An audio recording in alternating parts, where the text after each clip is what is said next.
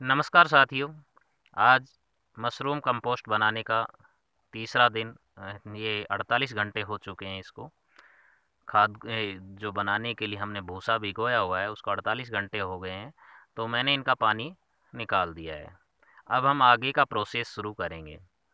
अब आगे के प्रोसेस में हम करेंगे जो पाल लटकाया और लगाया हुआ है, यहाँ पे बिछाया हुआ है पाल। ये मैंने बनाया है कट्टों से, बोरों से, जो कि फीड के होते हैं, खाद के होते हैं, उनसे बनाया हुआ है।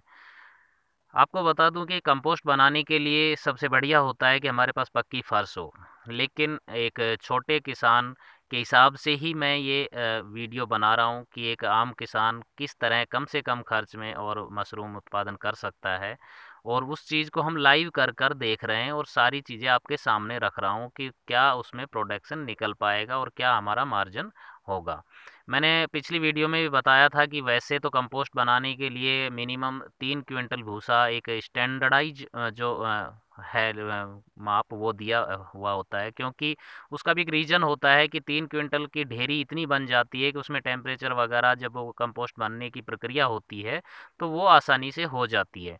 लेकिन अगर मान लो हम ये सोच के चलें कि छोटा कोई किसान अपने शुरुआत करना चाहता है, 1 क्विंटल से शुरुआत करना चाहते हैं, तो उसमें क्या रिजल्ट मिलेगा, तो उसी के हिसाब से मैंने ये वीडियो बनाई है और 1 क्विंटल के हिसाब से ही हम ये बनाएंगे। तो जो कंपोस्ट बनता है वो दो पद्धति से बनता है। एक लॉन्ग मेथड होता है, एक शॉर्ट मेथड होता है। शॉर्ट मेथड जो होता है वो खर्चीला होता है, उसमें टनल बनाना बनाना पड़ता है। तो एक किसान के लिए लॉन्ग मेथड ही फ़ायदेमंद है। एक किसान लॉन्ग मेथड से ही बनाए तो अच्छा रहता है। लॉन्ग मेथड में ये है कि आपका 25 से 28 दिन का टाइम लगता है, लेकिन उसमें खर्चा कम आता है। तो उसी पे हम बात कर रहे थे कि फर्श की जगह हमने एक कम से कम कॉस्टिंग के लिए ये चीज़ बिछा दी है। अब यहाँ से इस भूसे को निकाल के उस पे डाल दिया जाएगा। उस पे मैं डाल के और फिर उसमें ये जो मैन्योर बनाया हुआ है, जो कल हम डिस्कस कर चुके हैं कि इसमें क्या-क्या डला हुआ है, वो इस भूसे में मैं प्रॉपर्ली मिक्स कर दूँगा। उसके बाद इसकी एक ढेरी बनाएँगे। ढेरी भी बनाने के लिए 2-3 तरीके से ढेरी बनाई जाती हैं, जिसमें का कि एक स्टैंडर्ड होता है कि वैसे ढेरी की चौड़ाई अगर आप 5 फीट रखें और उसकी हाइट जो है वो भी 5 फीट रखते हैं, तो उसका टेम्परेचर सही से बन जाता है, कंपोस्ट अच्छी तरह से बनता है और लंबाई आप कितनी भी रख सकते हैं, ठीक है। लेकिन अगर अब हमारे पास मान लो कि 1 क्विंटल ही भूसा है, तो हम उसमें लंबाई ज़्यादा नहीं दे सकते और हाइट भी 5 फुट नहीं ले जा पाएँगे हम। तो हम उसी प्रक्रिया के तहत देख रहे हैं कि हमारा 1 क्विंटल भूसे में हम कितना बढ़िया कंपोस्ट बना पाते हैं और कितना उसमें से प्रोडक्शन निकाल पाते हैं। तो हम उसी प्रक्रिया के तहत हम ये करेंगे। दूसरी चीज़ क्या होती है कि एक पाइप पद्धति होती है कि इसमें पाइप डाल दिए जाते हैं। लेकिन मान लो कोई किसान पाइप भी ना डाल पाए और नॉर्मली उसको बनाना है, ठीक है, तो उसमें क्या रिज़ल्ट मिलेगा?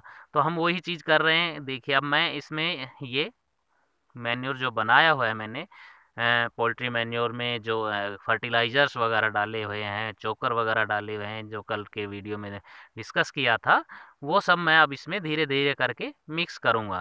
10 केजी जैसे वो ले लिया, भूसा 1 ड्रम का ले लिया और यहाँ पे भी मैंने एवरेज इसका 10 पार्ट करके इस मैन्योर का और उसमें डाल दिया है मैंने।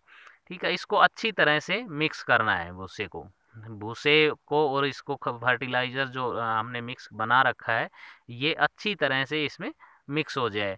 अब हम इसको मिक्स करके जैसे कि मान लो आपने डाल दिया, ऊपर डाल दिया, उसके बाद इसका भूसा अच्छी तरह से वो नीचे का ऊपर हो जाए, ऊपर का नीचे हो जाए। आप चाहें तो सारे को एक बार डाल के भी अच्छी तरह से दंताली या जेली जिसको बोलते हैं हमारे एरिया में, उससे भी इसको मिक्स कर सकते हैं। लेकिन बढ़िया तो तरीका ये है कि अगर आप छोटे लेवल पे कर रहे हैं तो इस तरह कर सकते हैं, जिससे कि ये अच्छी तरह से मिक्सअप हो जाए इसमें। कि बड़े लेवल पे कर रहे हैं तब तो ये नहीं है, लेकिन छोटे किसान अगर इस तरह से करते हैं तो आराम से इसको भूसा, जैसे कि आप देख रहे हैं मैं उसमें मिला रहा हूँ इसमें। तो इसको मिलाने के बाद हम इसकी ढेरी बना देंगे। ठीक है, अब ये ढेरी बनाने के बाद अगले जो प्रोसेस शुरू होंगे वो फिर हम अगले वीडियो में डिस्कस करेंगे। अब ये मिक्स करने के बाद मैं आपको दिखा देता हूँ। अब इसका अगले वीडियोज़ में हम डिस्कस करेंगे रहना।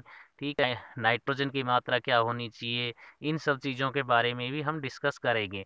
अब कुछ टेक्निकल्स चीज़ें होती है उन, और कुछ एक आइडियाज़ से चला जाता है। किसान के पास ऐसा नहीं, हर किसान के पास सारी फैसिलिटी होगी, उसके पास पीएच मान या पीएच मीटर या वो स्टिक्स वगैरह होंगी, नहीं भी हों तो कैसे वो सब चीज़ें देखेगा। ठीक है, वो सब चीज़ें हम देखेंगे। तो ये देखिए, अब मैंने इसकी इस तरह से डेयरी बना दी है। अब इसकी मैंने जो चौड़ाई रखी है वो लगभग 5 फीट है। ठीक है, और लंबाई भी 6 फीट के आसपास ही है। लेकिन हाइट इतनी नहीं जा पाई क्योंकि भूसा कम है। हाइट जो है 4 फीट के आसपास हाइट है, 4 साढ़े 4 फीट हाइट है। लेकिन 5 फीट या 5.5 फीट तक हाइट नहीं जा पाई है, जो कि 5 फीट एक एवरेज होती है। 5 से अगर 4 भी है तो चल जाता है।